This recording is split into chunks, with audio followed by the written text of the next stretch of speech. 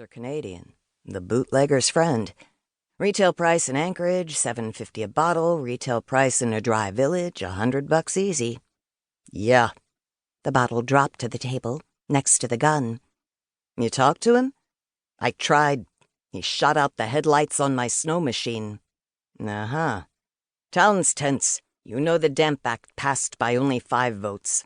There's plenty who think he's just doing business, that he's got every right to make a living, same as the rest of us. No, Bernie said. Not the same as the rest of us. No, Billy agreed. Bernie, the troopers chasing after some nut who shot up a bank in Valdez, and the tribal police, well, hell. The tribal policemen are okay at checking planes for booze and getting the drunks home safe from the roadhouse. Like I said, the town's tense. Anything could happen. A pause. We're not going to be able to handle this on our own. No. Bernie's eyes met Billy's. But we know someone who can. The tribal chief hesitated. I don't know, Bernie. There's some history there. Bernie gave the bodies a last look, a gaze equal parts sorrow and rage. All the better. The next morning, Bernie bundled himself into parka, gauntlets, and boots, kissed his wife and children goodbye, and got on his snow machine. There had been a record amount of snow that winter, drifting 20 feet deep in places. Moose were unable to get at the tree bark that was their primary food source, and were starving to death all over the park. But the snow machining had never been better. An hour and 35 miles later, his cheeks frostbitten and his hands and feet numb, he burst into a small clearing. He cut the engine and slid to a stop 6 feet from the log cabin.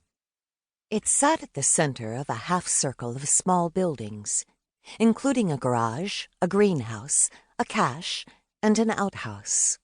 Snow was piled high beneath the eaves of the cabin, and neat paths had been cut through it from door to door and to the woodpile between cabin and outhouse. Beyond the buildings were more trees and a creek.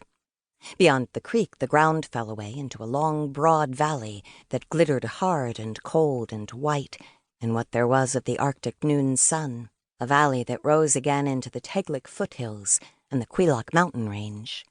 A mighty upward thrust of Earth's crust that gouged the sky with 18,000-foot spurs until it bled ice-blue glaze down their sharp flanks.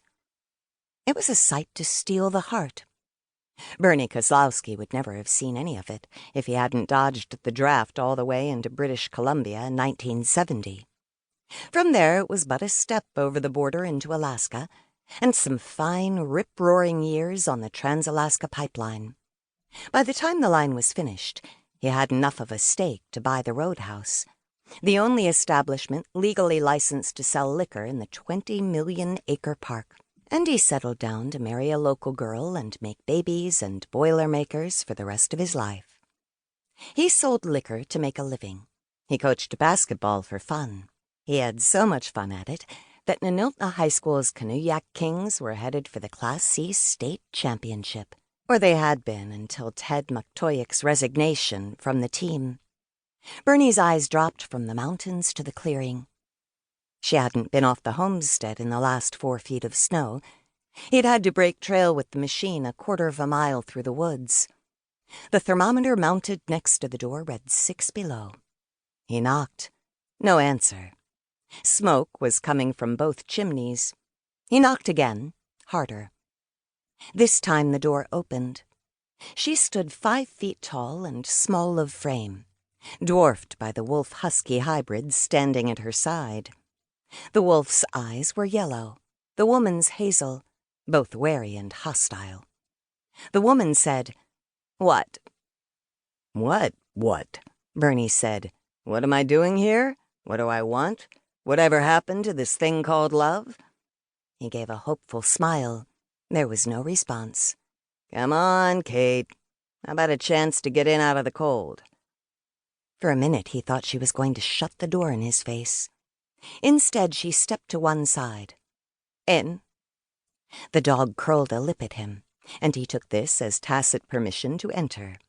The cabin was 25 foot square with a sleeping loft. Built-in bookshelves, built-in couch.